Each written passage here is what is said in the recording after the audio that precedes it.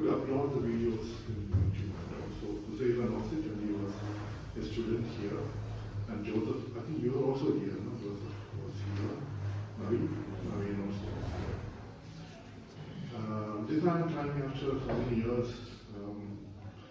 not a JNU philosophy colloquium, it is Center for German Studies philosophy colloquium, because my sovereignty is now more and more reduced to center, at least I'm the chairperson of the center, and I have the right to do that.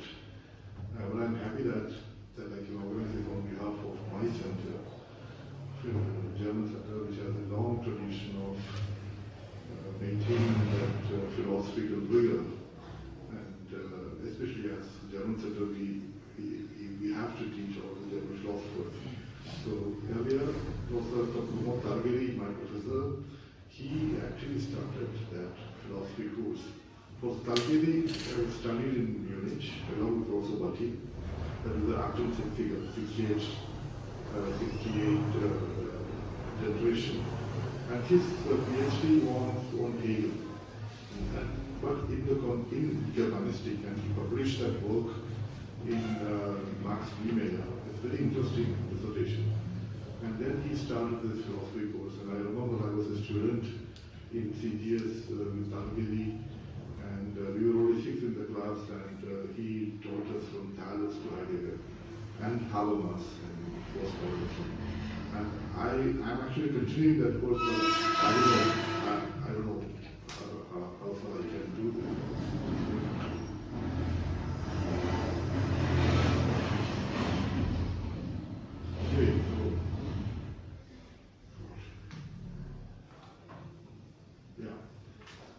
So this is actually a philosophy colloquium to introduce the idea of the synthetic philosophy. I discussed this first with Huzaifa, who was a student here, who is now teaching in Ashok. So, and Joseph. So Huzaifa, Joseph you organized a philosophy reading group with Heidegger, Husserl, and Kant, and I met Husserl there, after a couple of years, and we have had very interesting discussion on philosophy, and many times, and at the philosophy department. And then sometimes it is very dormant and it died out and again resurrected, so something like that. And then I discussed with Husserl and Sanalvi in IIT, and they were all in support. So we have interesting discussions. And also with Sundar Salukai, when he comes to Delhi, then he will talk in this colloquium. And Thaliath, who was my former student, who is now in Yale, working on heralding in philosophy, heralding Kant and Hegel and all. So the idea is now, like for the first time, I'm giving a lecture in my own colloquium. I'm publicizing for myself. Yeah, I asked my students to put up all the posters, which I never did before. But we have to do something. That's the idea. So this is just to introduce the idea of a synthetic philosophy from my areas of research. And my area of research is philosophy of science. Philosophy of science, medieval scholasticism, the philosophia naturalis, early modern philosophy, Kant, and then the theories of visual space perception, aesthetics a bit, Baumgarten, and then the philosophy of language, Nietzsche and Ricker, so the theories of metaphor. So that's roughly the idea. So, and then, so our plan is to move around in Delhi. Maybe the next talk will be in Ashoka or IIT, maybe in DU, or again in JNU. So we haven't planned that yet. So we are also planning a conference in next year, probably in March or so. Yeah, so and in fact I send mails to all over the world. Like I have a mailing list of 400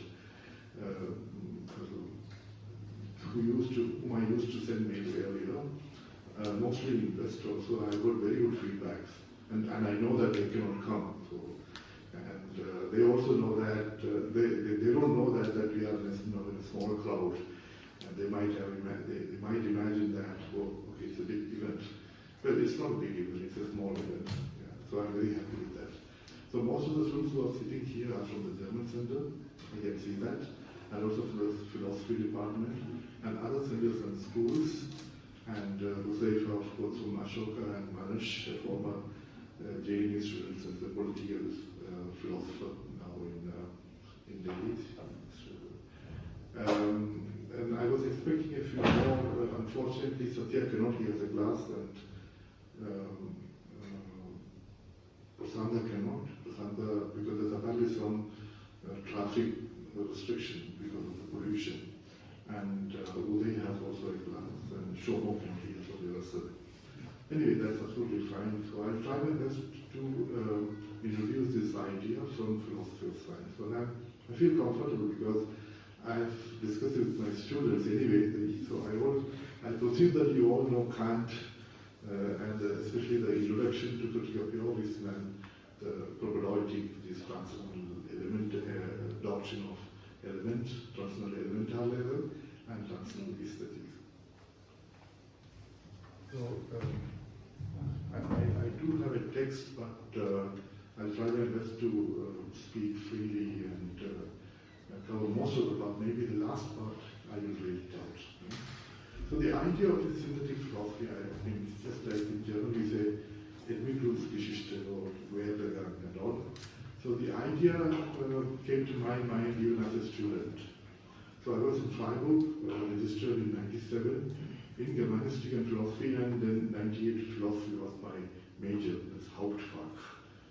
So it was a great moment so that I could register for philosophy as Hauptfach and with a Doktorvater, which is a guide. And in German universities, and all the, I mean, not just the traditional universities like Freiburg, everywhere, if the seminar is announced, like Introduction to Critique of Puritanism, even the BA students, BA at that time it was 4 diploma. These students, it's all somehow linked, and suddenly the Kant will appear in the next Buchhandlung, the bookstore. If it is pre-critical work, maybe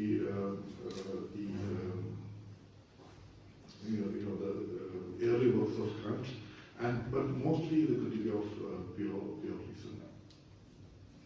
So what they do, they all buy the book. They buy the book, and I had no scholarship and I could not afford that. That was this old minor verlag and costing some 25 euro. Yeah. But somehow I bought it. So I could manage to buy it, and this is this book. This very classical one. It's a minor verlag that only published these old philosophical works, mostly philosophy and also some literature also. They don't publish any dissertations. They don't publish. So this is almost like a preacher holding Bible. So for a student of philosophy, that was the case. And every student had a copy of that. And I never expected that here. But in fact, Saurav Pal had a copy. So when he was in Germany, and he bought that. So I was so surprised to see a third-year BA student holding Critique of Puritanism in the hand when I was teaching Verses of Kant. Anyway, I bought it, and this is beautiful. But interestingly, the back page, so there is a beautiful summary of this entire book. And it's always interesting, like when you buy a minor book, always read this blurb. Yeah, it's very concise, but somehow that summarizes the whole thing. Yeah. So I will show that. So this is in German. So I'll read the German first, and then I will read the English translation.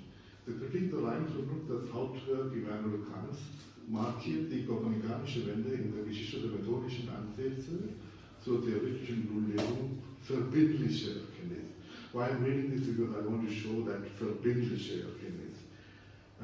Nicht die Eigenschaften der Dinge, sondern die a priori vor aller Erfahrung gegebenen reinen Formen der Anschauung, das ist Raum und Zeit, und der reinen Verstandesbegriffe, Kategorien, konstituieren die Einheit der Gegenstände Bewusstsein. Yeah, so it has got everything, in fact. I mean, you would agree with that. So this is the English translation, so I translated it. Immanuel Kant's major work, Critique of Pluralism, marks the Copernican turn in the history of all methodical attempts to establish a theoretical basis for binding knowledge. It is not the properties of things, but rather the a priori, prior to all experience, given pure forms of intuition, space and time, and pure concepts of understanding, categories, that constitute the unity of objects in consciousness. So, I was even at that time really struck by this verbindliche Erkenntnis, the binding knowledge. Then I attended the course, and but they start with, as I am doing in the center, Copernican revolution first. What was the Copernican revolution? Then the basic, the brute force the notions of Kant in the introduction, within synthetic what are they? A priori möglich, how are synthetic judgment a priori possible, analytical and synthetical judgments, and all the examples that he's giving from geometry and mechanics and from metaphysics also. So that introduction we normally do in our course. And then transcendental doctrine of elements, then the transcendental aesthetics. Now I asked myself, because now in the class the docent, that lecturer, was emphasizing on the transcendental. What is transcendental? That was the question. So, the Copernican revolution, that before Copernicus, the Ptolemaic, the Welt built the cosmos, where with the geocentric, so the Earth in the center and all the celestial bodies are revolving around the Earth, and it was completely reversed, it became heliocentric. So that's the Copernican revolution. So applied to the philosophy, as Kant says earlier, so he was referring to the medieval scholasticism. And we have to orient ourselves to the object, to the world. Now the objects, the Gegenstand, has to orient to ourselves. So that's the reversal. Yeah. So then, and Kant, the program of transcendental philosophy is so subjective. So a priori, and I will discuss that later. So it is from subject to the object. So the categories, even space and time, are notions a priori. So both aesthetics and logic were a priorized and put into the context of transcendental philosophy, that we all know. Now the question is, why this verbindliche Erkenntnis, connecting experience? So the term verbindlich is quite common in Germany, if you know. In the German society. So if you sign a contract, you will always say, es ist verbindlich. So it can be a work assignment, it can be a marriage, like in the register office. So when you sign, es ist verbindlich. Or copyright, es ist verbindlich. Oh, that's so surprising. Hello, George. So we have actually surprisingly a guest, and I'm so happy that I'm a bit nervous also that George Ensenberger from the Deputy Commission from the Embassy, and so we are good friends. And I also sent this invitation to George, and he asked me, "Oh, you're giving me an Anthrit Vorlesung." Then I said, "It's not an inaugural lecture, because normally, if you know the Anthrit Vorlesung, before a lecturer joins the university, he or she gives an inaugural lecture. It's not like that. It's just introducing the idea of synthetic philosophy. So we just started, George. So most of the students are from German Center, and from other centers from the Department of Philosophy, and from other universities in Delhi. So Thank you very much. I apologize for being late. No. I was in the wrong building. Absolutely. I just started with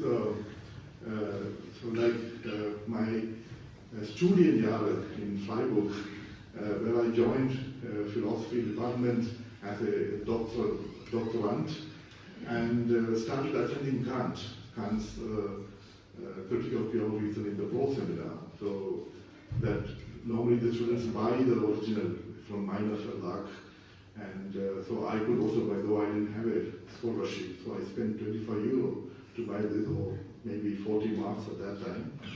And so there is a kind of Zusammenfassung the black page, the blur, and then I showed so the concept of binding knowledge, the verbindlich Erkenntnis. So that really, that was my first encounter with the Kantian philosophy, and I asked myself, what is this binding knowledge? And now when I introduce the synthetic philosophy, it's exactly the problematic, and it has a history of over 27 years. Yeah. So, verbindlich, so just continuing from what I have already described. Verbindlich is a very German term, like when you sign a contract or Eheschließung, that is marriage or copyright. So it is binding. Yeah? So binding means between two parties, right? Yeah? So like if I sign a contract, so I have a responsibility and the company or he or she has a responsibility. So it is reciprocal. Yeah? So I understand binding as a reciprocal arrangement, right? No? But that is not the case with Kant. So binding, that defines the synthesis of Kantian philosophy, but interestingly, it's all about the transcendental. Now the question is, I, the transcendental subject, trying to reach the world through my cognition, and if the cognition, my knowledge is connecting, or verbindlich, that means both I myself and the object should participate in this cognition. That's ideally. But if you read Kant from the introduction and in the Critique of Theorism, you will notice that it is more from my side I decide. Because in the aesthetics, we have even space and time as fostered in a priori, the notions, a priori notions. Then it comes to the transcendental dialectics and transcendental logic and the categorical imperative, the whole categorian. All these are a priori. So that is the basic problem I am dealing with. And even though Kant established this binding knowledge through a synthetic philosophy, that I would call the philosophy of Kant primarily a synthetic philosophy, still I'm struggling with Kant's extreme transcendentalism. That's the point. Yeah. So as you all know, the two fighting philosophy schools were, on the one hand, the rationalism with Descartes, Spinoza, Leibniz, yeah, and then with John Locke, Hume and Berkeley and Hobbes, this empiricism. So Kant wanted to bridge between these two, right? But finally what happened, he proved to be even a more rationalist than the others. Yeah? So when you bridge between rationalism and empiricism, you should have both, in a way. But as we all know, Kant became even a more rationalist than the Descartes in some way. So we used to say at that time in Freiburg, if he has built a bridge between rationalism and empiricism, it's a cantilever bridge. It stretches from rationalism and is suspended over thing in itself. It never touches the boredom, the ground of object. That you will see in Kant. Where is the object in Kant? Erscheinung is not the object. If it is not Erscheinung, it is thing in itself. So these are the problems that once you preach the synthesis in philosophy and at the same time impose a transcendental structure on it. Okay, so to this, for example, in the introduction, so the Kant's attempt is to define the Transzendentale Einheit der Apperzeption. So apperception is actually a conceptual cognition. So through the Empfindung or the Sinnlichkeit or the sensibility, it is given, the world is given, and through the concept you cognize. Yeah? So the problem is the concepts are anyway linguistic. And language is a priori is a tautology, in the sense that language, if we produce the language, it's not in the nature. You won't find any language in nature. So the nature, they don't have Begriff, they don't have concept. So if it's a conceptual cognition, the apperception is automatically transcendental. And the kind is, if you say there's an Einheit And that Einheit is a conceptual Einheit in some way. So my question is, what about the transcendental unity of perception? So if you come down to a pre-verbal domain of sensibility, where, as according to Kant, the objects are given in the sensibility and they are cognized to the Verstand, the understanding or the intellect. So when you operate at the pre-verbal level, which is the sensibility, this transcendental unity of perception, if there is something like that, Kant never mentions that, it becomes more synthetical than the conceptual. Because, as I told you before, concepts are anyway a priori, but not objects in sensibility. So they are given. And there are many other problems which I have discussed in the previous lecture, because he uses certain meta-empirical terms like Anschau, which is wrongly translated as intuition. And Anschau is unseen, that look at something. But all the sensory perceptions like touch, smell, hearing, the auditory perception, they are all subsumed under Anschau. So Kant actually creates such meta-empirical terms in support of his transcendental philosophy, which has to be discussed. There are many studies on that. So, right. Okay. Now we come to the major question. This is the most, it is the introductory question, or which actually summarizes the Kantian philosophy. Wie sind synthetische Urteile a priori möglich? So this question he asked in the introduction to Critique of the Reason. How are synthetic judgments a priori possible? Now we all know the actual problem is a priori. So he's asking the emphasis or the accent, accent here. The emphasis is a priori. And synthetic judgments are taken for granted. Right. So he's quite clear about synthetic judgment. So this is after the differentiation between analytical and synthetic judgment. Okay. So he's quite clear about synthetic judgment, but he's asking how synthetic judgments a priori is possible. As we know, synthetic judgments are verbindlich, but still it is known a priori. It is known before the experience.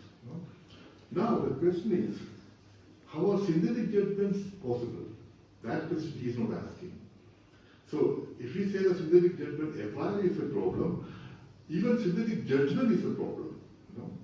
So we all know that the Kantian differentiation between analytical and synthetic judgment. So most of the German students they know in philosophy. So analytical judgment doesn't extend the subject; it only explains.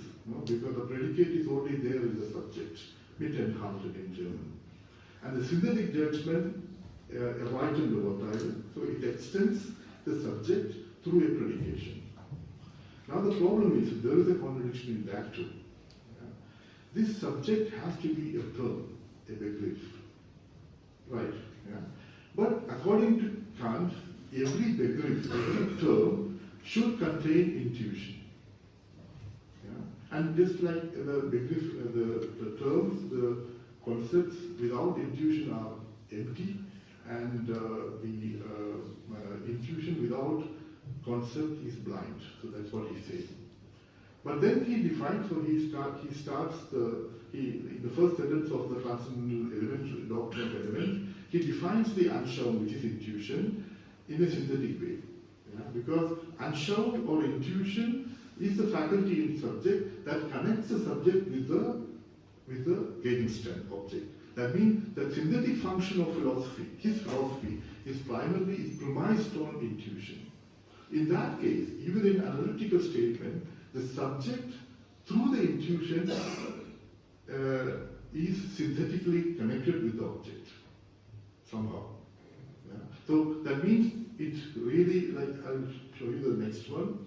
So this is the definition of the intuition. In whatever way and through whatever means, a cognition may relate to objects, that through which it relates immediately to them, that which all thought as means directed at the end is intuition. So we are actually connected with the world in a synthesis primarily through the intuition.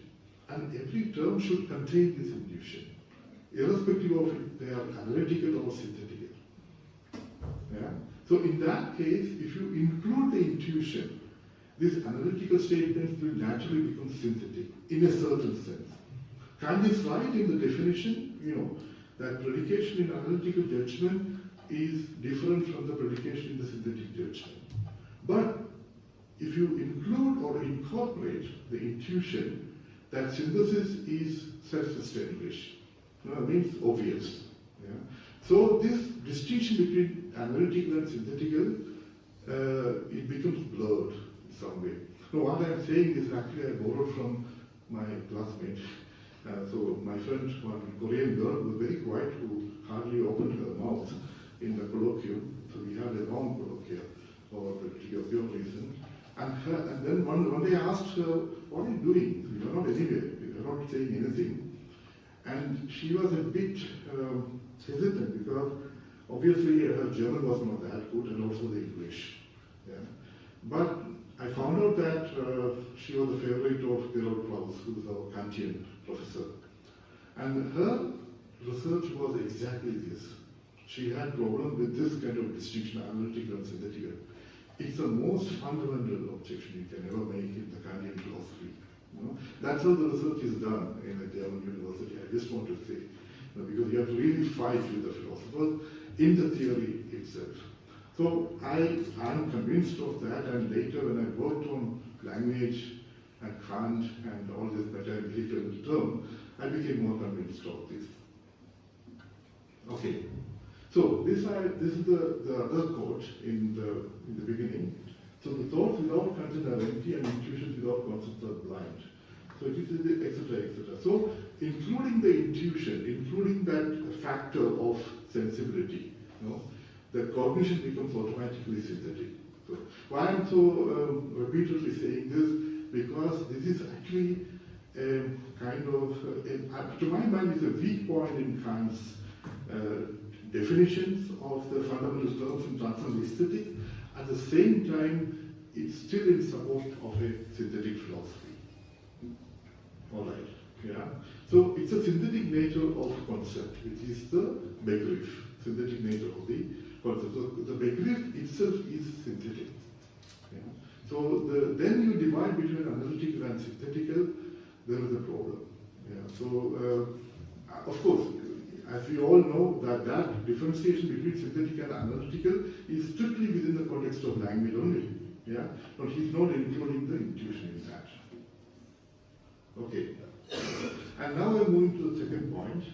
As we all know that, especially in Kant and even every philosopher of the early modernity, the cognition is directional. It's all between from where to where. Even the Copernican revolution is not from the object to the subject, but from the subject to the object. Yeah? So in the epistemology, there is a clear directionality in the early modern philosophy until Kant, and even after that. Yeah? So every cognition is a synthetic access to the object. And this is important because what is philosophy after all? Philosophy is the struggle of the mind with the reality. So there's always these two domains. There's the human mind, which for Schopenhauer would say, it doesn't belong to the world. Yeah? But then the reality. So it's a human struggle, the struggle of human mind with the reality. And it's an ongoing struggle, and it's an eternal struggle. You can trace it back to the pre-Socratic philosophers, to Plato and Aristotle, to the medieval scholasticism, to the early modernity, to Kant, Hegel, Nietzsche, and it goes on like that. So especially Nietzsche, that on truth and lies in an extra-moral sense, he clearly said these two domains are so different. Between two absolutely different domains, subject and object, there cannot be a smooth transition. That's what he's saying. So I'll come to that later. And with all this theory of metaphor later. What happens if there are two domains which are clearly demarcated? The one is the subject, the other is the object. Now, the concept of aporia. So, as you know, the aporia is, there are two definitions, defined by both Plato and Aristotle. Aporia is a limit of my thinking, a puzzle, a problem. Yeah. So I try to think and solve certain issue. It's like untying a knot, but I cannot. Yeah. So I'm reaching a limit in my thinking that I cannot solve the problem. So that problem which are not solved becomes aporia. So it's originally defined by the Greek because the Greeks were so fond of aporia. If you read Plato and Aristotle, all the Platonic dialogues, most of the dialogue, I mean almost all, and even Aristotle's philosophy, they all end in aporia. So ending in aporia was a kind of a moment of success for the Greeks. And as we all know, philosophy is not there to solve the problem, actually it creates more problems. You know, so creating more problem is the success in some way. But I don't agree with that. So I would say, with the modern philosophy and with the advent of sciences, we have to find solutions. But that was not the tradition before. So for Aristotle, so he says clearly, if we cannot solve it certain problems in our mind, in our thinking, then the problem lies in the object. Right. Yeah. So if the aporia is not subjective, it is in the phenomena. So it is a phenomenon aporia. So this objective aspect of aporia, which was so prevalent in the Greek philosophy and the medieval scholasticism, with the discourse of principium individuationis, the principle of individual, I'll come to that later, this was summarily rejected in the early modern philosophy. So the triumph of early modern philosophy over Greek and the early modern the scholastic philosophy is exactly reversing all this, defining everything from the subject. So, which I would say it's an analytical term. So turning towards the mind is always analytical, and towards the object it becomes synthetical. So this is the definition in metaphysics book, third book, Beta, I think. Yeah. So for those who wish to get clear of difficulties, this is from Aristotle, it is advantage to state the difficulties as well. For the subsequent free play of thought implies the solution of the previous difficulties. And it is not possible, and it is not possible to untie a knot which one does not know. But the difficulty of our thinking points to a knot in the object. So this is, to my mind, it's a very important statement by Aristotle. This clearly legitimizes the possibility of an objective aporia, a phenomenal aporia, which was never recognized in the early modern philosophy. So you will find, so the next point I want to make is a major discourse in the medieval scholasticism. As you know, the early modern scholastics, with the philosophy and naturalities, and with more than 100 philosophers, mostly from the church, Thomas Aquinas and Albertus Magnus, Occam, Suarez, Olivi, and Duns Scotus, and all these philosophers, you will find this recognition of aporias, which are objective aporias. And particularly the philosophy of science, which is known as the Philosophia Naturalis. So there are very interesting work. Sorry. So I just want to say that this discussion, so this one, the principle of individuation, this is in Latin is principium individuationis, it was a major discourse in the scholasticism. So individuation means it's an ontological discourse, first of all, individuation of everything. Like for example, individuation of human, individuation of man, woman, individuation of a plant or a stone or the heaven, or even metaphysical individuations of the spirit or the angels. And so all the particulars, how they are individuated. So they are focusing on that. So this is kind of repetition of the pre-Socratic philosophy. We all know the pre-Socratic philosophers like Thaliath, Anaxagoras, Anaximander, Heraclitus, Pythagoras, Democritus, and all these philosophers, the main quest was to find the most basic substance. So it's again an ontological quest. So all this multiplicity of the world and with all these particular objects, they all must have emerged from a basic substance. So for Thales it was water, for Heraclitus it was fire, and for Democritus atoms, and Pythagoras numbers, so it goes on like that. So I'm not going to go into the details of that. So the idea is, in history of philosophy, you always find this swinging between ontological consideration and epistemological consideration. Yeah. So from that ontological period, so you find when you reach Parmenides, you find the first reference to the synthetical philosophy. So equating thinking with being. Yeah. So being and thing, they are the one. Yeah. And from that the whole Platonic philosophy emerged. And also with Socrates. You know, Socrates was not really, he was not concerned with the world as such. So he was more concerned with the knowledge. You know, what I can know, you know, say with Kant also. You can see that epistemological term with Socrates. And then you come to the Plato, as Nietzsche says, a mish character, it's a mixed character. So he synthesized many philosophies. Clearly, Pythagoras, Democritus, Heraclit, and Parmenides. So for Nietzsche, this is the Plato means the sum of all these philosophers, but not really. Then it goes on like that. So you'll always find this analytical turn in philosophy. This is my argument. Though we have a clear philosophy group, philosophy school now, analytical philosophy or continental philosophy, in fact, analytical philosophy has a long history.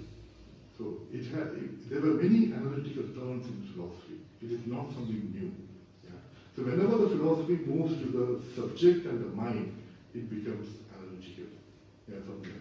So about this discourse, this was so prevalent in the Middle Ages. Over 300, 400 years they discussed. No? And there's a reason why these discourses were never-ending, incessant. Yeah? Because they were dealing with aporiatic, phenomenal aporia. I mean, in philosophy of science, it's about space, time, infinitesimal, or gravity, inertial movement. All these are impetus as the cause of free movement, etc., etc.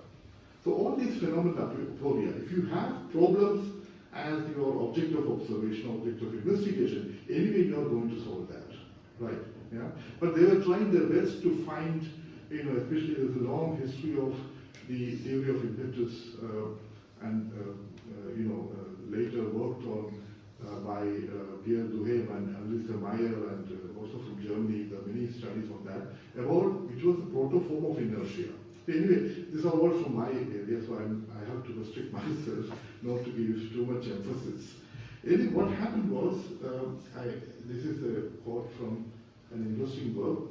This discourse, which ruled the medieval scholasticism, it just disappeared in 50 years. So Suarez was one of the last medieval scholastic philosophers who actually published a book on Principio Individuationis. And 50 years later, Descartes published Meditation. Yeah, and after Discours de la Méthode, and there is not a single reference to this 300 years of debate.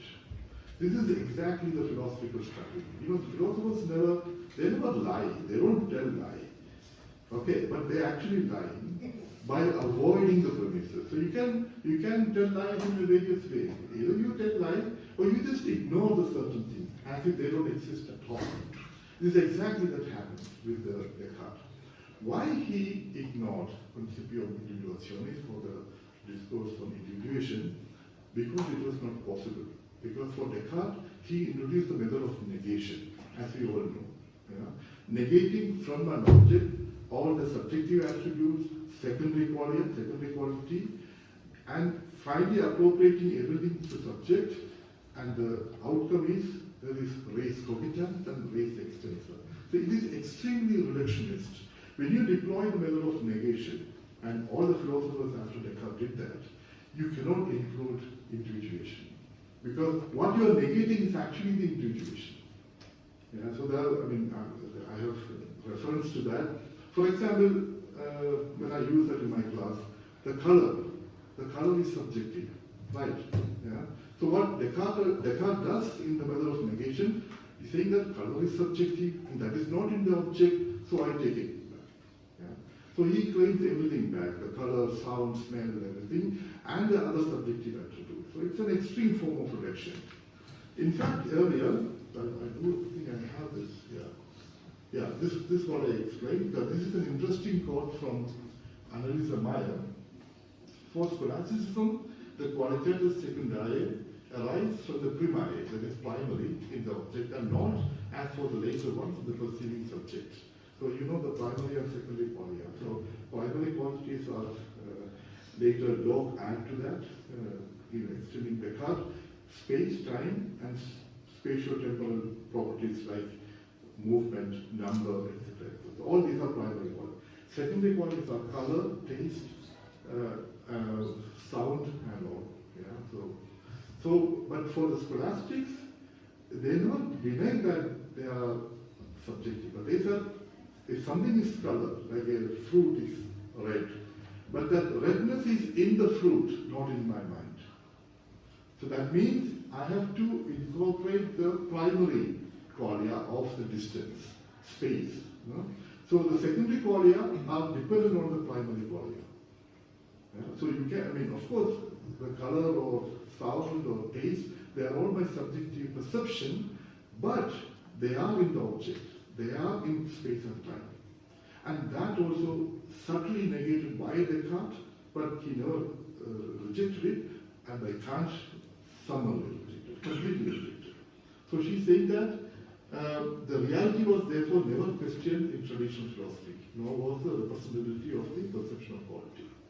And then say how the secondary qualities in particular should depend on the primary ones is only very vaguely known as status. So these are all very vague things. I mean, see, in Descartes, in this differentiation between res cogitans and res extensa, so what is res extensa is just an extension. But at least he recognized that extension is objective, is not dependent on the subject. And later corrected and extended by John Locke. So materiality, space, time, movement, number, these are all primary quantities. But look at that. From that period, there is a historical development of aporialization. When it comes to Kant, in the Critique of Pure Reason, he deploys two-stage negation. First, the sensibility is isolated from the verstand, what is verstand in English? Understanding. Yeah, understanding. It's not understanding. English is not adequate. Anyway, it's intellect, the faculty of conceptual cognition or intellection, whatever. Then, within the sensibility, he again extracts space and time and appropriate something. Space and time are forced in appropriate. Then what is left is actually nothing. So he says that it's thing in itself. What is left is thing in itself. So it reaches till the assignment, that is appearance, and not beyond that. So the Hegel famously again revised it. He said that if you take out space and time, there is nothing. But that nothing is being. So the absolute nothing and absolute being are connected in a dialectical synthesis. So maybe we can discuss it later. So what is the dialectical synthesis? What Hegel was trying. Okay. So these were the phenomenal aporias which the philosophy and naturalists of medieval scholasticism were dealing with. So the space, time, movement, gravitation, inertia, impetus. As we know, the time has a beginning or end, space has a limit, and there are very interesting debates going on between monastic orders. I think between Franciscans and Dominicans, who were very prominent at that time. And I told my students many times this example. So one group was arguing space has no limit. The other group was arguing space has a limit. And then the other group argued if I go to the limit with a sword, and I can still plunge into the limit, something like that. This was the kind of argument. And in the Einsteinian term, Einstein would say, you can plunge, but the sword will be curved. Something like that. So you can see the proto-forms of all these later debates in classical mechanics in the philosophy and naturalists. That is exactly what so the two great historians of the 20th century, Pierre Duhem and Anneliese Meyer. Pierre Duhem is famous, unfortunately Anneliese Meyer not. Anneliese Meyer was the daughter of Hans Meyer, a very prominent, not a less known German philosopher in the 19th century. And I think she was born in the early 20th century and somehow was in the resistance against National Socialists, and he had to leave Germany and spend all her life in Rome and publish her works in Rome. And I was so obsessed with this Anneliese Meyer's work. It's half Latin and half German. I could not read Latin anyway. But it's just amazing, the works which are produced, and it's mostly about the foregainers, the foundations of Galileo and Newton in the medieval scholasticism. And Anneliese Meyer had a huge influence on Thomas Kuhn also. You know, she was not a unknown figure at all. You know. So, but then lived a quiet life and passed away, and now there is actually an Anneliese Meyer chair in the University of Cologne, supported by the Busanuswerk in Germany. So anyway, so I'll come to that one of my last points here.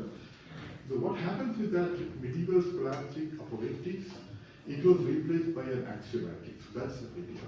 So what Descartes wanted, not just Descartes, all the early modern philosophers, they thought if we continue with this apologetics, that means with the aporias, this unending discourse which anyway we are not reaching anywhere.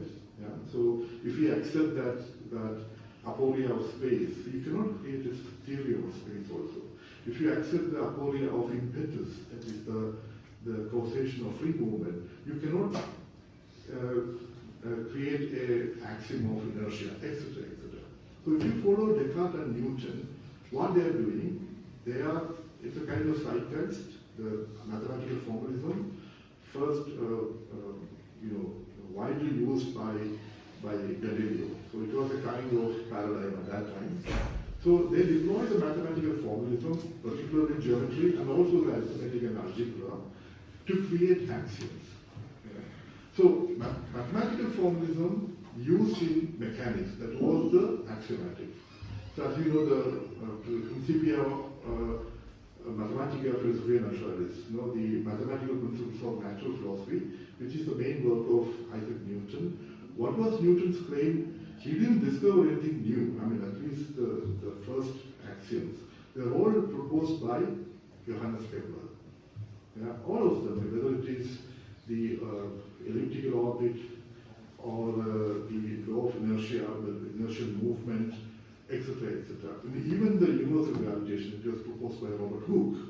But Newton's claim that he is the one who actually popularized or established these axioms was that he could mathematize it. Right?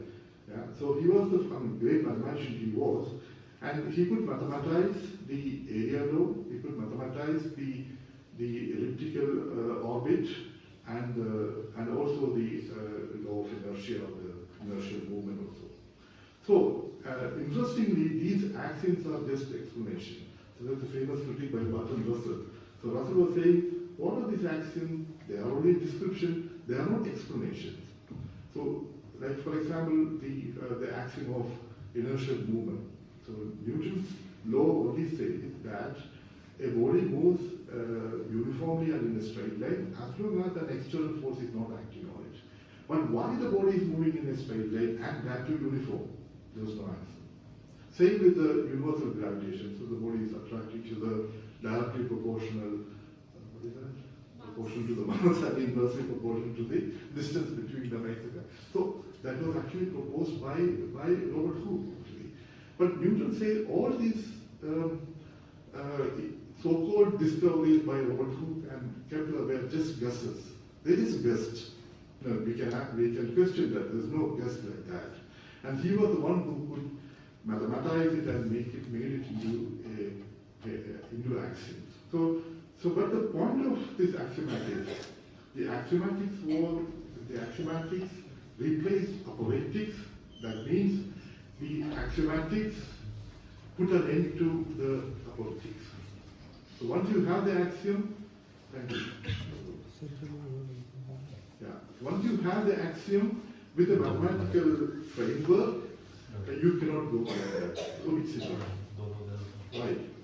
But as we all know from the history, the main debate in the medieval scholasticism and later in the early modernity was, what is gravity after all? I'm giving you just one example. How can two bodies separated at light years apart, how can they attract each other? Forget light years, even closer. Magnetism, for example. That action at distance was an aporia for the scholasticism. But then Newton creates this axiom of magnetism and axiom of gravity, universal gravity, and just suppress this aporia. But before that, he conducted various experiments. Yeah, so placing a strong magnet beneath a thick glass sheet, and still it can move a piece of iron on the glass sheet. When you move the iron magnet, the iron piece will move. And he asked himself, this is absurd. This contradicts the entire mechanical philosophical law, the laws of mechanical philosophy. You know, where there should be contact and there should be materiality to create the movement. So what happened? The one who proposed the universal gravitation, which is Newton, he sent a letter to Bentley, who was a master of Trinity College in Cambridge, and he said, this is nonsense. That how can bodies attract each other at a distance? So that's the situation. So the one who invented that axiom still never believed in that. You know? So there's a famous saying, the quote, "Satis est." He said, "It's enough that gravity exists." It's enough that gravity exists means it's enough that we can mathematize it and make it into an axiom, a formula, enough. No? So these are the moments in the history of science where the great scientists actually gave up this attempt to explain things. And this, I would say, the axiomatic masking of aporia. So what happened, that long debated aporia of gravity was masked or even buried under the axiom. The only difference is normally we bury dead bodies, but the aporias are living bodies. You know? When you bury the living, they will resurrect. Exactly that happened. This gravity again became a problem. The impetus, which is the inertial movement, became a problem again and again, and differential calculus, the infinitesimal. And this is still continuing in the history of science. So that is the point I want to make, that you know, the axiomatization as a kind of analytical masking of the aporias, which are destined to be synthetical and never worked. Yeah. It's a temporary arrangement in some way. As later Lorenz Krüger, the renowned German historian of science, he said, after all, axioms are not theoretical, axioms are pragmatic. So axioms are actually practical. Yeah, because at that time, to create science, they need axioms. Otherwise, with aporias and unresolved foundations, you cannot create science. And I hope you understand this problem. Yeah? So, okay. And this is another reference which is very interesting, which actually triggered my interest in synthetical things. This is from Panofsky. I mean, Panofsky is a renowned art historian. So he worked on, it's the famous work by Panofsky, the perspective of symbolic form. So he studied the historical development of central perspective from Middle Ages to Brunelleschi and Alberti and Leonardo. So the Renaissance perspective was actually discovered by an architect and engineer, Filippo Brunelleschi, in the 16th century, I think, and the one who built the Florence Cathedral and also many works in Florence. He was buried there too. And deployed by Alberti and Leonardo and all the Renaissance painters. It has a prehistory in the Middle Ages, like the great painters like Duccio, Masaccio, and Giotto, and desperately trying to create 3 dimension on a 2-dimensional painting.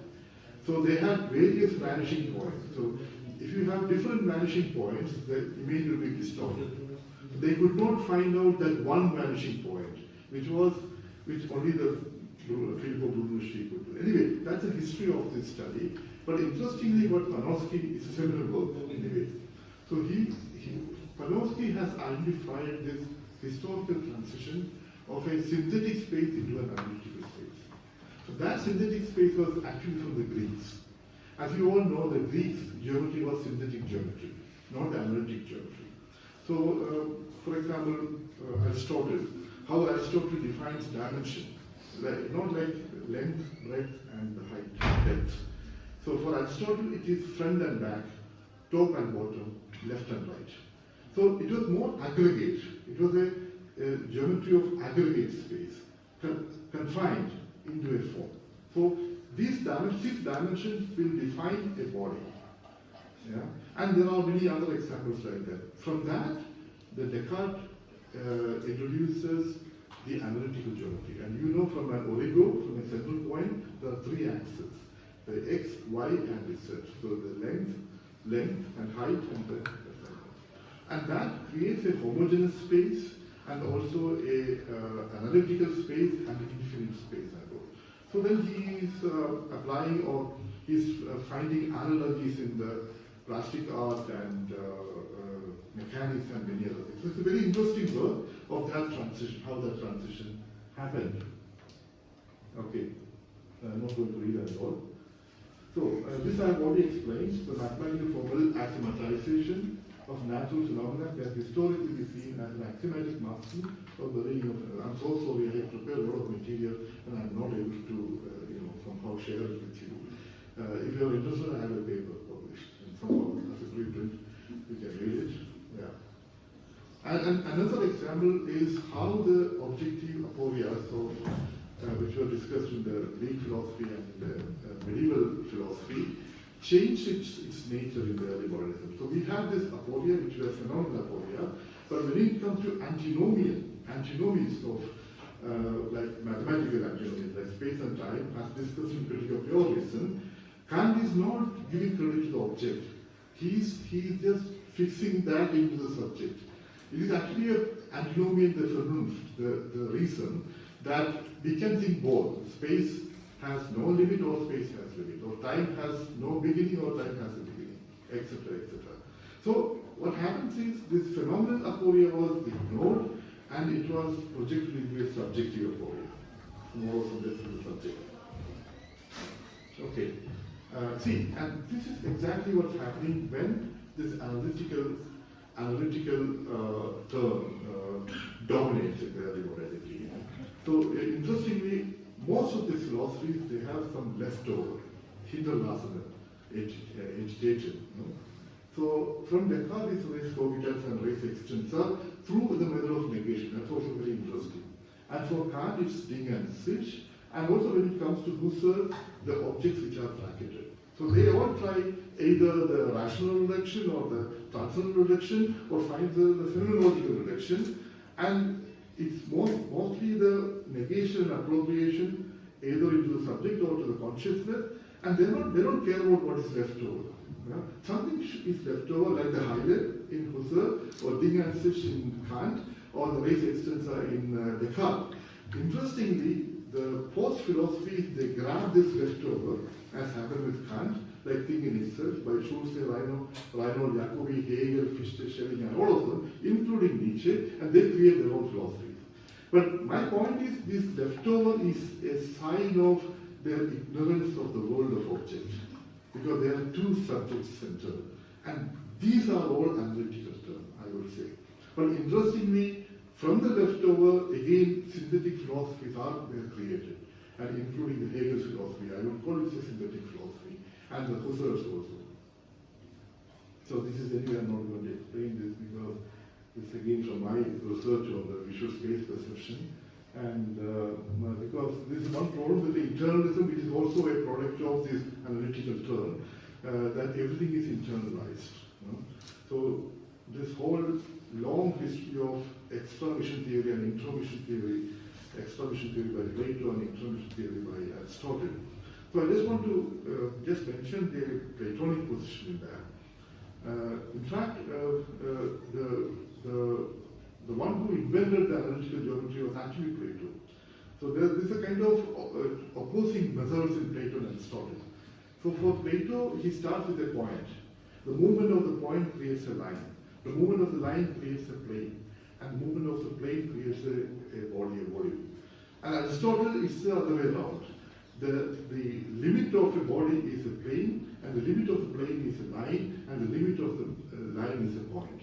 So Aristotle goes for the synthetic method, and Plato goes for the analytical method. So that divide was already existing in the Greek tradition itself. And here what happens is everything was reduced to the retinal image, and after Kepler discovered it in the 16th century. And they say that you can create the entire or derive or develop develop the entire visual space perception from the internal processes, starting from the virtual image and all the neural process. But then Thaliath is a famous example that someone that x1 and x2 and of some 6 feet height, and the original image is so small, and if he steps back to the double of the distance, again this image will become half. But we don't see the reduction of the actual size. So there are two issues. The first issue, how do we know the size of the object? Because we have, the input is the small original image. And the second thing, even if you think that the brain has a faculty to multiply, what is given as a virtual image, still this constant tendency that moves away, it doesn't diminish. Yeah? So, like ideally, in the second position, this object should appear half of the size, but that never happens. No, what's the solution? It's an aporia. The solution is you have to move beyond the eye and accept this object as references. So if the references are the objects, then I would say it's a combination of depth and the size, and that will solve the problem. But that was never accepted and still not accepted. Because if we accept that solution, we have to invent a kind of synthesizing material between the eye and the object. So thereby legitimizing the Platonic position. So that is not the paradigm now. So we are living in the paradigm of internalism, that externalizing things, like this is actually my argument. So philosophy has identified this aporia, and science has suppressed this aporia, right? So then philosophy dictates that there is something, yeah, to the science, and the science is obliged to discover that. Why it is not happening? Because nobody is dictating that. Everyone is accepting. That is exactly what Thomas Kuhn said in the normal science. The moment the revolutionary science emerges, then this question will arise. Yeah? So this is an interesting, so what I'm trying is, in the context of synthetic philosophy, we cannot differentiate between a philosophical epistemology and a scientific epistemology. There should be a synthesis of these two. Yeah? So inclusion of this phenomenal aporia in the both in the sensibility and in the cognition, the conceptual, both in the perceptual knowledge and the conceptual knowledge, this will pose more challenges, first of all, but that would create a synthetic philosophy where this synthesizing of epistemologies between science and the philosophy can do wonders. Yeah? At least solve the aporias which are prevailing for a long time. Yeah? So I think I should stop here, but then I have some other reference from Alexander Baumgarten, but then this is too much for you, I think. Because aesthetics is one field where the synthetic philosophy is synthetic. You know, as I told you, the reversal of the direction. So the Baumgarten has this wonderful concept that the truth actually, it's the other way around. For the traditional logical philosophy, what we call it, it's from the particular to the abstract. So the more you abstract, the more truthful it becomes. But for Baumgarten, it is from genus to species to the particular. So this is the other way around. That's Baumgarten. And finally, the very interesting aspect of Paul Ricoeur and Friedrich Nietzsche on philosophy of language. You know, how the metaphor creates. I mean, it signals on the one hand a failure of the logical structure of the language, but at the same time it points to an aesthetic triumph. Yeah? So the Nietzsche's über Wahrheit und Lüge immer aus der moralischen Sicht, on Wahrheit, on truth and lie in extra moral sense. So he's explaining this Kantian Erkenntnis process, you know, the process of cognition in a biological way. So first a stimulus, and then to an image, then to a sound, and finally to the begriff. So in every transition there are metaphors. It's a metaphorical transition. So what we have it as a concept is all the metaphors are dormant in that concept. Yeah? And which is scientific, which is perfect, which is final, and the science creates this columbarium, which is certain, and you can stay there. Well, Heidegger say you create the Bauen Wohnen, denken, bauen and wohnen. The thing, construct and stay in there. But the moment the metaphor resurrect through the poet, through the poetic language, the entire columbarium will collapse. So that means that that Becky's columbarium, as he says, that Colloquium of concepts, and with all its security and with all its perfection, will collapse, and the metaphor will resurrect from that. So that failure of the logical structure is a triumph of the aesthetics. So that's exactly what Nietzsche says. And moving to Ricoeur is again so interesting because he has this the rule of metaphor where he says the synthetic function of language. So language has primarily a synthetic semantic function, only secondary a semiotic function. So he says that semiotic is always within the language, it never crosses the limits of the language, but semantic is actually referential. It goes beyond that. And he was so impressed by Benveniste. The Benveniste is a famous French philosopher of science, philosopher of language. For Benveniste, the predication is a gradual movement into the object. So he says that the nominal or the term, then the sentential, and then discourse, and then the word. So the discourse is always referred to the word. And all this semiotic confinement refers to the nominal only. And every predication is a synthesis, that's the point. Whether it is analytical or synthetic, as Kant said, every predication brings the subject to the word. In a progression from nominal to sentential to text and to the word. So it's a very, I mean, if you read that 7th chapter, the metaphor and the reference, so he describes that brilliantly. And as a final point, I have, Jacob Hiddeker's famous critique on Husserl's phenomenology. With that I stop. So it's interesting that given phenomenology, it should be, so it all starts from Brentano and Husserl. So in favor of the phenomenon, but we all know that it became more transcendent than even Kantian transcendental philosophy. And finally, the Husserl had to admit it is transcendental phenomenology or egology and all these things. So because once they admit the objects in the consciousness, and through noise is noemata and all, the process, the actual objects are bracketed. So this is the phenomenological position. But then there is a leftover in that too, which is the highlight. So as we all discussed earlier, many times, this highlight is the leftover in the consciousness which are not non-intentional and irreducible also. The moment you admit such non-intentional entity in the consciousness, according to Hiddeker, it will reverse the entire process. It's no more the noemata, and noise is a noemata relation, it is a noemata to the actual object. That means there is an interface between consciousness and reality, and he's not saying that explicitly you have to free the objects from the bracketed position. Because, in the reversal of that, a true synthesis will happen, and that will free the objects from that eingeplant, that bracketed position. It's something like that. All these transcendentalists and phenomenologists are like, if I have a house and I'm the lord of the house heir, I know how to control my children and my wife and so forth. It's a really old feudal concept. I will have to manage my house. Everything is under my control. These philosophies are like that. But once a guest comes, with an unruly guest, maybe you drug or whatever, but always oppose and argue, that unruly guest will start defining the norms. Once you admit such a guest, and my sovereignty is over, my legitimacy, as a controlling or transcendent, I'm just using a very banal expression, or ordinary.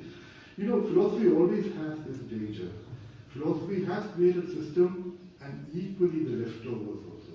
And these leftovers, whether it is Dingansish or res cogitans or the bracketed objects, this will highlight, this will come back and then completely reverse the order. That's why better to accept those anomalies and aporias and live with the synthetic philosophy rather than trying to qualify it. I'm not going to read out anything, so I hope I have explained. Thank you so much for.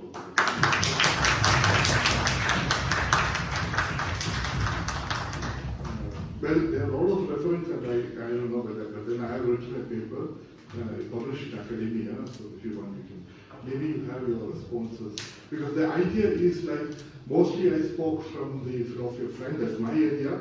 There are others here, like Josefa, Joseph, and many other philosophers who are supposed to come, who are working on other areas.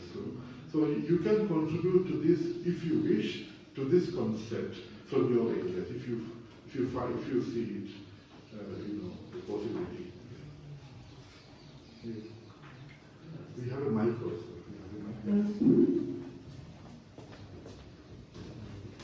Hello. Yeah. Thank you, sir, for this the setting out the program for what might be called synthetic philosophy, and thank you also for resurrecting this JNU philosophy here in this form, and of course thank you also for this fantastic talk. I just wanted to ask one question, which perhaps we can think about, and we've been talking about this. Is that if in Kant he says this famous line that thoughts without intuitions are empty, right? There is concepts without intuitions are empty. He doesn't really seem to have any problem as such with an empty thought. Right? There is no, as if the empty thought in fact seems to be the paradigm of what thinking should be, right? It should be able to approach that kind of, you can say, tautological movement. Right? And even in analytic philosophy, like someone like Wittgenstein, who was the founder and also one of the most important thinkers of that tradition, the tautological is the kind of the paradigm for, you can say, logical thought. Right? So it's not as if they are, I would say that Kant is not against the idea that thoughts should be empty. Perhaps that's a kind of a limit, like an example, a paradigm that he wants thought to proceed towards. But as you say, the intuition is the kind of this unruly guess that keeps this tautology from ever being closed. Right? So I would say. Well, I would say I would agree with that, because Kant might have expressed it in a very kind of easy manner, but he's actually proposing that no, there cannot be a begriff concept without intuition. So he's clearly for that I would argue. But I agree with you that he can still live with that empty begriff. That I agree. The problem is, this is the problem with all the dogmatists. And I'm sorry I have to, because this Kant's 300th birth here, but I have the right to say this thing, to fight with him as a student of philosophy. He was a dogmatist. Someone who, through the program of enlightenment, Aufklärung, tried to throw away all this dogmatism in the society or in our life, became a dogmatist in the theoretical philosophy. That's why, see the statement, Raum ist eine Vorstellung a priori, Schluss. He's not explaining it adequately. And there's also one point, I haven't mentioned that in my previous lecture. He's giving only examples from the geometry, which is a tautology. And I agree with you, this taking it for granted, this tautology, that's the problem. Yeah? And geometry, Euclidean geometry is a tautology. But he never refers to the natural geometry of Descartes, John Locke, and Berkeley, the theory of space perception, visual space perception, Colloquium, Diderot, and Voltaire. There's a long list of philosophers working on that. What happened with that kind of discourse of natural geometry, which is the foundation of Sinnlichkeit? So on the one hand, Kant says sensibility, Sinnlichkeit, and he never specifies as seeing, hearing, touching, and all. So all those discourse just ignored by Kant. Interestingly, it was resurrected later by Helmholtz, Hermann von Helmholtz. If you read that, the Ursprung der geometrischen Axiom, the origin of geometrical axiom, he is clearly opposing Kant. But then, again, not correcting Kant, so he is supporting the non-Euclidean geometry. As you know, when the context changed from Euclidean to non-Euclidean, Kant has no validity. Because between 2 points there can be a number of straight lines. And all this will collapse. So that's the point, these kind of exceptions and collapses can happen within the analytical tradition, not with the synthetical tradition. Because in the synthesis, the aporia is clear and final, but not with the subject. So, I mean, the point that I was trying to make is that then the program of a synthetic philosophy, it would perhaps, I mean, in trying to solve these aporias, it would always encourage a kind of a creation of new systems rather than the perpetuation of already existing tautological systems. Right? Now, my hope is whether it creates a new system, I hope so. But one thing, when I am very clear, it will at least dig out the many suppressed aporias. You know, there are many things, like I can give you a number of examples from the theory of perception, from the classical mechanics, from the optics, you know, and many aporias which were suppressed by the axiomatics, and the science was built on that. But the philosophy, and especially the synthetic philosophy, can again problematize or you know, highlight or isolate these problems and possibly find a solution for that. You know, and you know why there are cases without solution. We are not willing to solve that. So always the science mind of a scientist or a philosopher. Why they say that there are problems which are not solved, because we don't accept certain premises which could probably solve the problem. It's like the exteriority of our vision, for example, or some synthetic mediation is happening between the object and the subject, which we will not accept in the internalism. But then there would be new aporias, right? Or I mean, the solution of... I agree, but these aporias are better than the older aporias. Now, I know still the aporitic remain. I don't know ever they will solve, we are going to find out the limit of the space. We are not. Or the beginning of the time. We are not. No? But to live with those aporias, that's the point. But because these are not accepted, and neither accepted or not negated, but ignored. That's my point. So thereby blocking many scientific discoveries. Yeah, you know, what's happening in universities is just paradigmatic. You know, if you go to Cambridge, Cambridge famous for Newton. There's not a single term paper written on Newton in philosophy of science. It's all relativity, quantum mechanics, or the post things. You know. Newton is cartographic, you know, the old thing. Yeah? Yeah, but the fact that we live in the world of Newtonian mechanics, why they are doing this? Because we, you know, the humans, we think that we have solved these issues. We don't have to tell anybody. I mean, we are not as brilliant as we think of. No? For example, 15th century, we leave this Ptolemaic cosmos, you know, where Earth is in the center, till Copernican came. And even then, the model was perfectly circular orbits and uniform motion. And Kepler, and to my mind, I always believe Kepler is a real revolutionary. And he completely changed based on the empirical evidence. You know. And why Robert Hooke was ignored or you know, neglected as against Newton. So all this.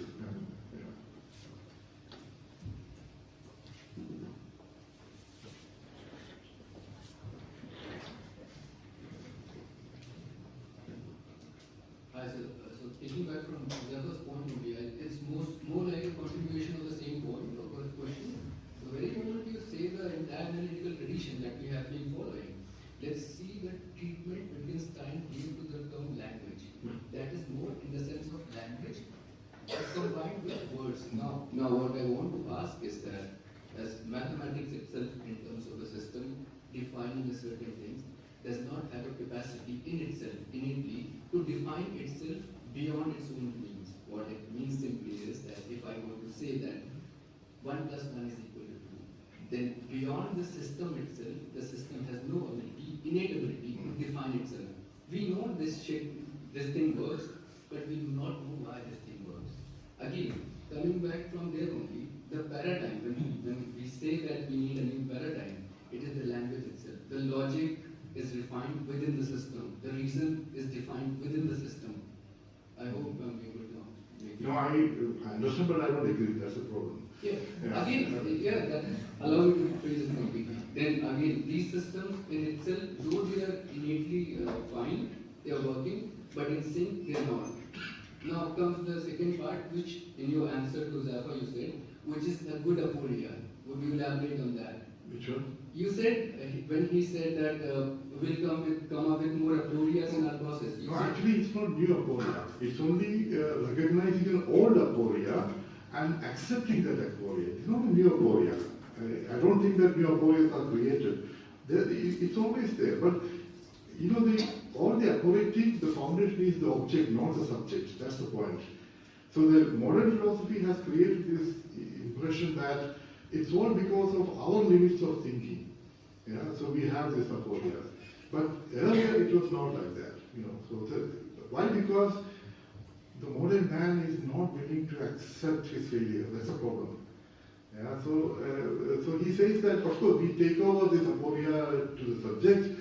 That also means that we still control the aporia. Wouldn't that mean that we'll have to explore within our own cognition some new means of communication? So back to your first point, you know, my problem with language is, you know, it's the most overrated thing in the world in philosophy. I'm so sorry to say. Yeah, I would correct Wilkinson, the limit of my word, language is the limit of my word. I always tell my students, the limit of my perception is the limit of my word. What about the perceptual knowledge? You know, all the size, like Jose was sitting close to me and you are sitting quite far away, the size of the object, these, etc. These are primarily perceptual knowledge. If I describe it, it becomes conceptual. And for that, the animals are also capable for that. Yeah? So why limiting knowledge to language, linguistic only, a linguistic framework? And as a matter of fact, the entire classical mechanics and optics, the sciences, developed actually with the language but beyond the language also. Yeah? So there is a limit to which you can claim the legitimacy of language in all this. Yeah, just to simplify the concept, I'll reiterate it once. So what you're saying is that though you say, you use the word I'm angry, you can say I'm very angry. But anyone else, due to the limits of their own perception, owing to the language that we're using, cannot actually understand it. So that is why you're putting the limit of perception. We are right on this point? Now. Yeah, I should experience your anger. Then only I can. Yeah, exactly. That is the limit if of someone is also sitting next to you saying this man is angry, well, I have my doubts. This is the limit of language through which we are trying to explain that what it is that we're feeling, right? Right. So in that term, that is where we are proposing that will this synthetic system actually come up with a new paradigm where language, the very language which we are using right now, is not the one which we'll be using to, how would you actually communicate or use the system to manifest what you call perception into a ubiquitous system for others to understand, quantify, or any other thing? No, see, putting everything into language is not the method of science. So I'm just focusing on that. You think of Robert Hooke, a great experimental scientist. Yeah. So that was the time of mechanical philosophy, where you have to think with the object. Yeah. That means it is not that I think for the object, you have to think with the object. It's like the thought experiments, you know, like Einstein just imagining if you jump out of the window of the 6th floor, you feel weightless. Okay, no, don't do that. You know, don't jump. But then it's just a thought experiment. This is the first time who actually solved that. Whose problem? Galilian. No? Galilian problem was Newton. Newton said the gravitational mass is equal to inertial mass. It's how fantastic it is. You know? And that became the cornerstone of the relativity, finally. So these are all connected in that way. But all these are thinking with the phenomena. That is what is lost in all this discourse. That's my point. Why? Because philosophy of mind, so there is a divergence between philosophy of the body and the philosophy of the mind.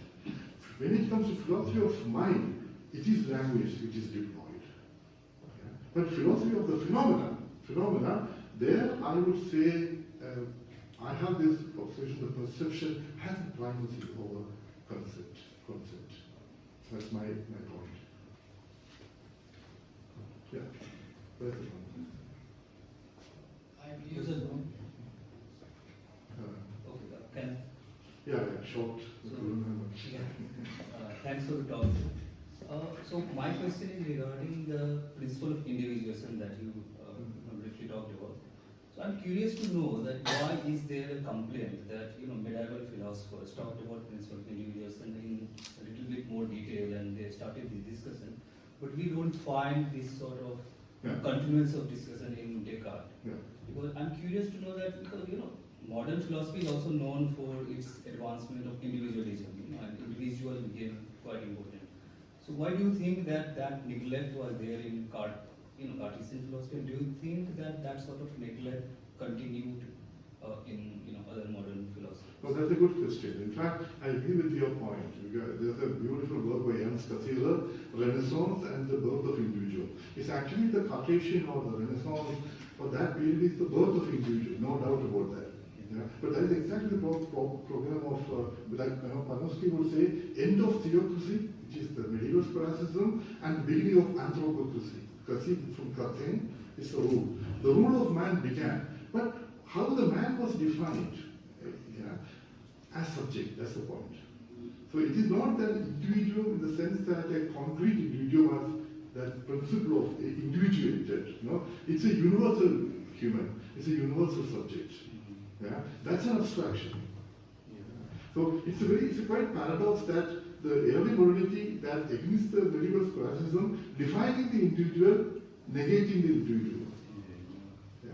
So I don't have time, but I can give a seminar on that because so much study has been done by two American philosophers, Kenneth Babu and George Garcia.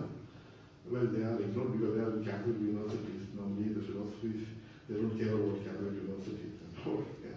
And there is that kind of religious role in that too, because they were accused of reviving the medieval scholasticism, which the modern philosophers would agree. But I find it's a very genuine problematic. In fact, the entire 20th century philosophy would have been unthinkable without this principle of individuation. And who reinvented that? The first was Arthur Schopenhauer, so in World of Will and Representation, and Franz Brentano.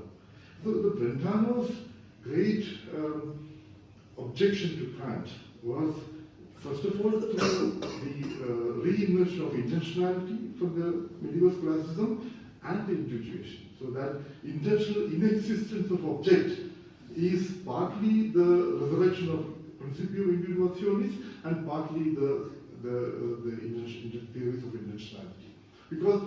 Because this abstraction somehow negate the reference. Moving away from the reference is abstraction. The more abstract, then you don't think of reference. But Brentano clearly says that every subjective act is intentional. It is directed to an object. So it is first time that object resurrected in the philosophy. So at least I consider that. Then later with Husserl and Heidegger, it became more and more obscure or profound. I don't know.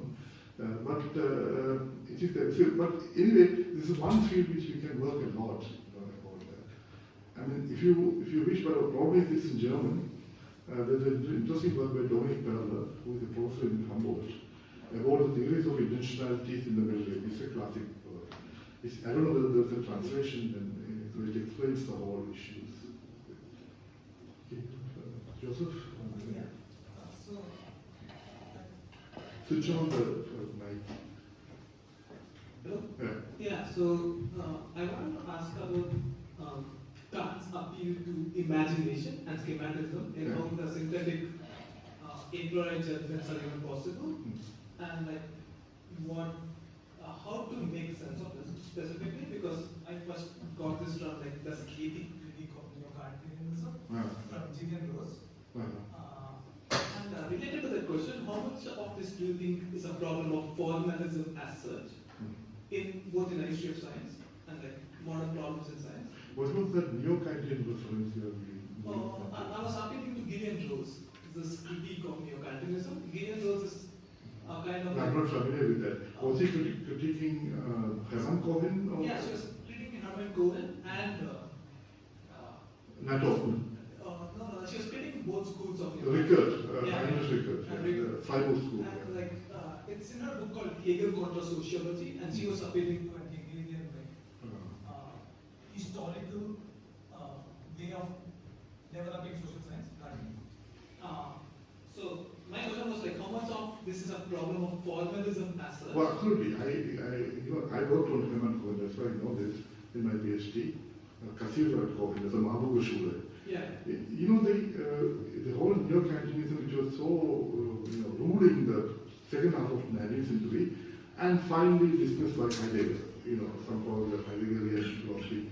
The problem with the neo-Kantians was this over-obsession with the purity also. And that supports the analytical, in some way. I won't say that clearly. Because what was Hermann Cohen's interest or intention? To purify Kant again. Yeah, that's why he wrote a main work is Outset, which is the reine Logik, the pure logic. As if logic is not pure. Logic is anyway pure. So his argument was Kant admitted empirical intuition, intuition short. And that is impurity for Cohen. And that has to be eliminated. But interestingly or fortunately, he never deployed the mathematics for that, except for the differential calculus. So he has a work on the principle of infinitesimalization, the differential calculus and its history and something like that. Yeah. So on the one hand, Hermann Cohen had great achievements as a neo-Kantian, but on the other hand, he went exactly the opposite direction. Favoring Kant in a certain way and against Hegel. And I was also convinced earlier that it is Cohen, not Hegel. But after so many years, I think Hegelian would be even more plausible than Cohen's attempt, the neo-Kantian. No wonder that they disappeared. And the problem of imagination in Kant, in how synthetic judgments are. Well, I'm a bit, the imagination I know only from the figurative synthesis. Yeah. That figurative synthesis. That's an interesting point. I didn't have time to explain that. Because, I don't think Kant tries to escape the problem of trying to describe why synthetic judgments are possible by appealing to schematisms and imagination, right? Leave the schema, the schematism. When it comes to figurative synthesis in axiomatics, the axioms of intuition, it is so clear that the synthesis is a necessity in the Kantian imagination of figurative. Because he is explaining how I imagine the axiom of line. So that is, for example, from the parts to the whole, he says. That's it. But the problem is how to, the challenge is how to create the quality of straightness, the straightness. So if you have a straight line, then you have to construct that straight line in the imagination from the part. What is that part? There are two possibilities. It has to be a point or again a straight line. So if it is a straight line, again that part becomes again you have to find out other parts of part that at infinitum, we call it in philosophy. So that's not a solution. If it is a point, you have to move that point again in a straight line. How do you know that it's a straight line? So this is exactly my previous lecture I said, how do we create the quality of straightness? That is one thing which Kant cannot answer. So that exactly presupposes the synthetic in Kant, and which is Friedrich Arnold Transcendental is famously said, it is the mechanic that is the foundation of the imagination, and it has to be in the reality. That is, space has to be real, which Kant negates. So finally, there are enough anomalies in Kant which speak for the synthesis, I would say. Yeah, though it appears to be convincing in some way, like nobody will question, from the part to the whole, that's fine. We can create the line. So the question is, how do we know what is straight? How do we create the straight line, the quality of straight? And these are the problems. I don't know, I'll give that example. If I draw a straight line, I use a kind of a straight object of wood. Again, you ask how that was created by a carpenter using a chisel. But who created the chisel which is straight? Where do we reach finally? Yeah. So that's why in the architectonic of that imagination, only the mechanic will help, and the stretching of the line, which is again the Kantian solution for the axioms, the shortest distance between 2 points. And that's how a mason arranging bricks, etc., etc. That is the first form of creating straight as ecology. So I think when you read Kant, please stop everywhere and project it into the actual day-to-day way of making things. Then you will understand it's very architectonic in this attempt. Joseph, you want to ask something? Come there and talk. No, you have a mic. No, I feel like coming there and talking. Okay, come. You want a direct confrontation with me? You can come. I should be careful with that.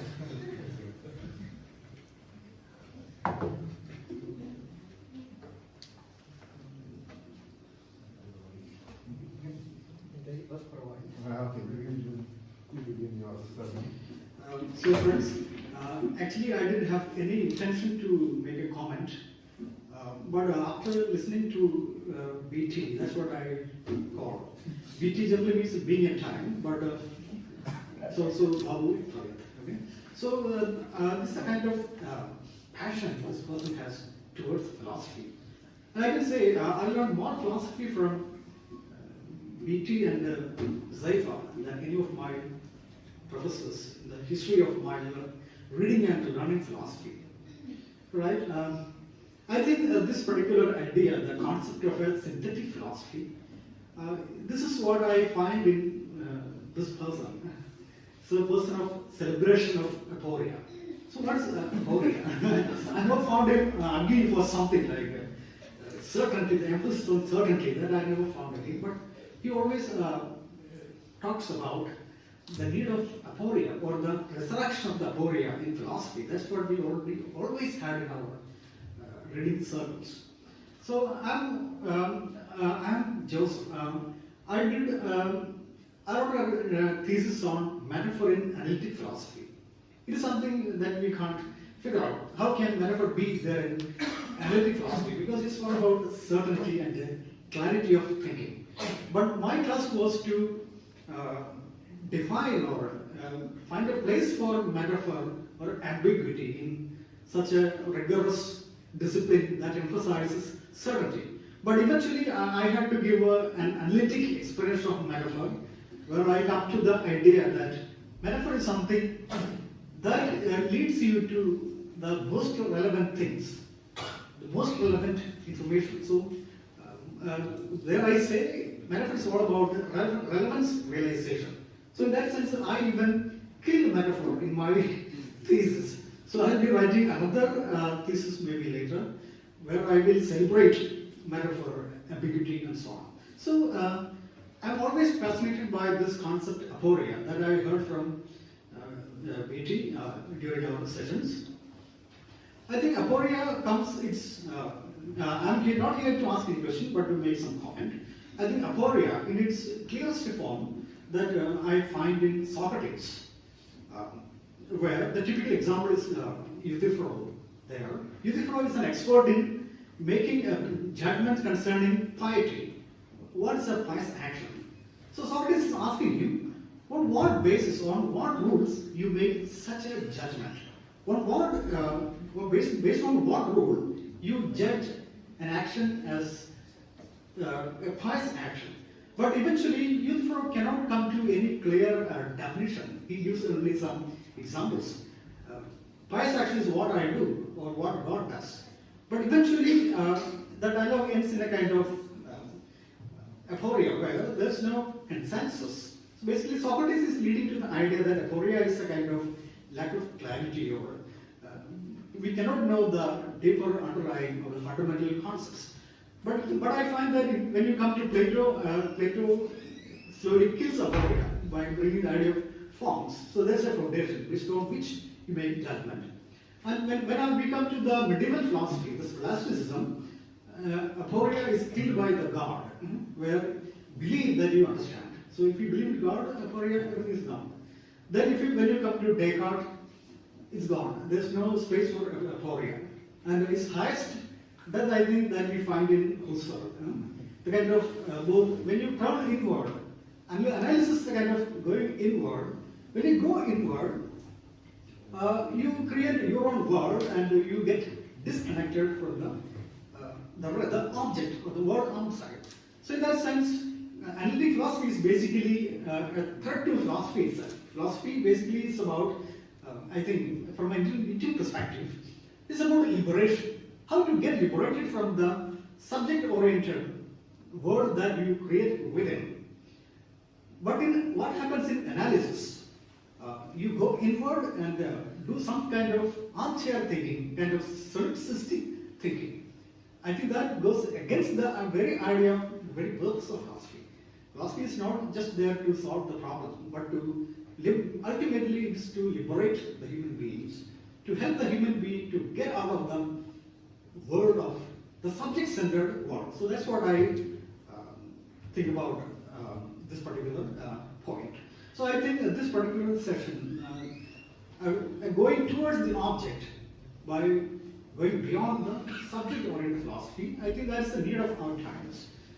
The analytic mode of thinking can lead us to anxiety and alienation and even absurdity. So I think a more object-oriented or the thinking that connects us to the world is the need of our times. So I think I can end my comment with a short question. When you turn inward, we have problems like disconnectedness. For example, for me, analytic philosophy is a kind of disconnected philosophy.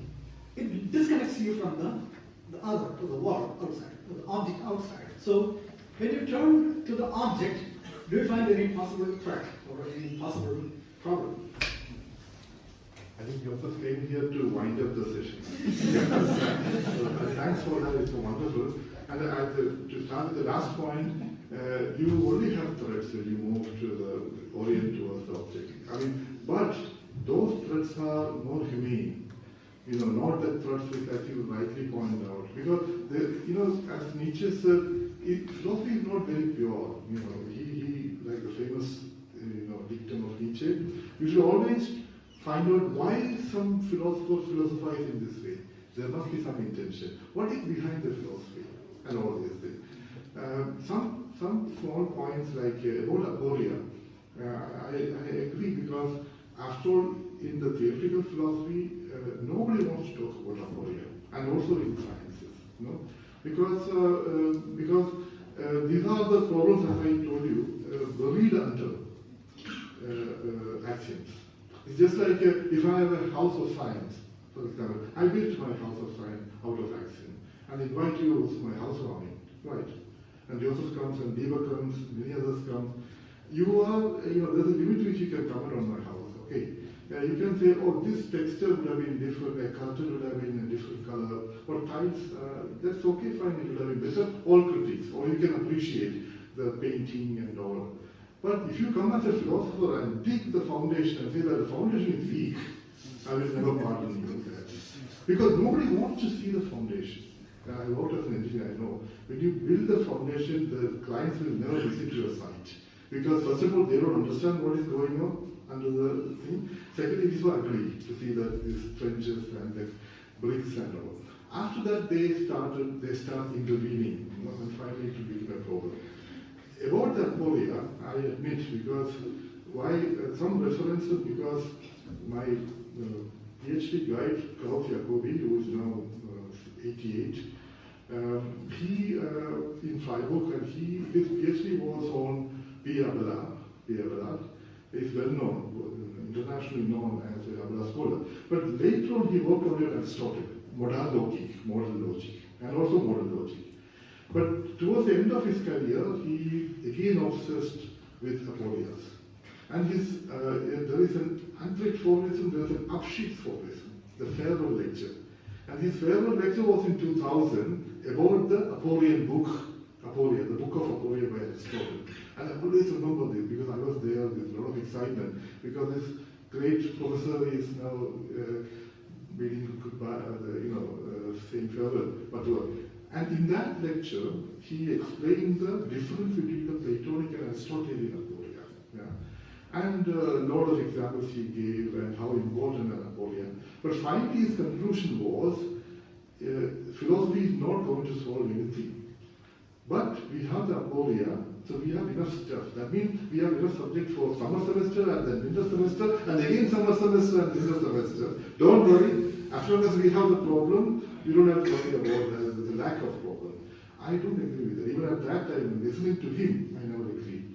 I would say my point is you can productively use aporia to solve scientific problems. That's my point. So I have a very pragmatic program. It's not that I preach aporia, but by including aporia again, I think there's an English translation of that final talk. It's very interesting. But how to deploy aporia? First of all, to reinvent the problems which were historically oppressed, suppressed.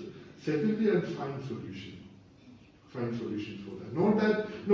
Not solution in philosophy, but in the actual, the day-to-day life also. Anyway, thanks a lot for that and for the comments. And I think it's, well, if there are other questions, further questions you can ask. But this, as I said in the beginning, is just an introduction to the idea of synthetic philosophy, and we will continue with that. And I've already created a network, like with Joseph, Hussefa, and Sanalvi, Sudha Sarukai, and many others, and my former students who are now in States working. And so probably we can continue with this discourse and from various areas of philosophy and social science also, or aesthetics, for example, and maybe think of a conference later.